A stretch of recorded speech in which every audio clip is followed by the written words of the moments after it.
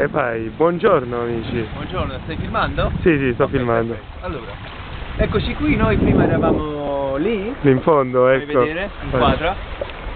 Una bella inquadratura, mi raccomando. Sì, ecco. Eccoci qua, adesso siamo qui. Adesso siamo qui. Siamo venuti perché stavamo cercando la...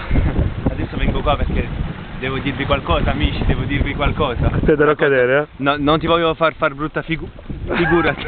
Non ti voglio far brutta figura davanti agli altri, però ce lo diciamo fra di noi. Questo cameraman qui, Giacomino, stava cercando la spiaggia di nudisti. Ecco, cercavamo la spiaggia di nudisti. Stava cercando la spiaggia di nudisti. La cercavo io, sì, la cerco io.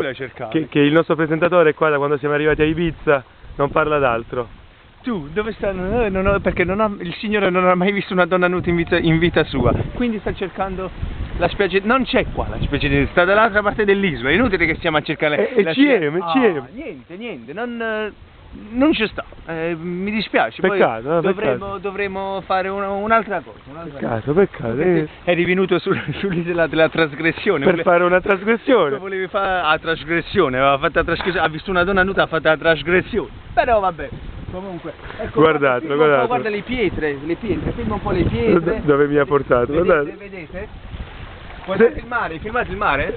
Senti, ma mi vuoi dire, guardate, tutti stanno a petto nudo, ma il solo cretino con una maglietta, guardate chi è, col suo coniglio, guardatelo, ecco.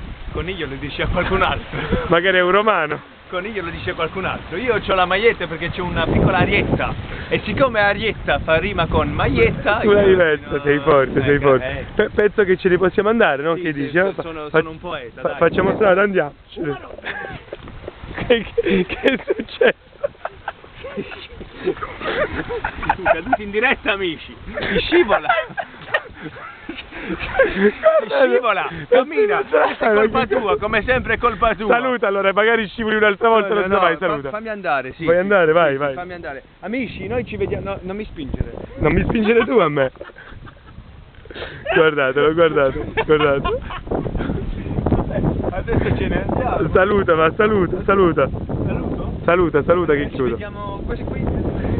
Tu non dici l'essenziale. Siamo a Formentera. Ah, non l'avevamo detto ancora, non l'avevamo detto. E lo devo dire io. Dillo.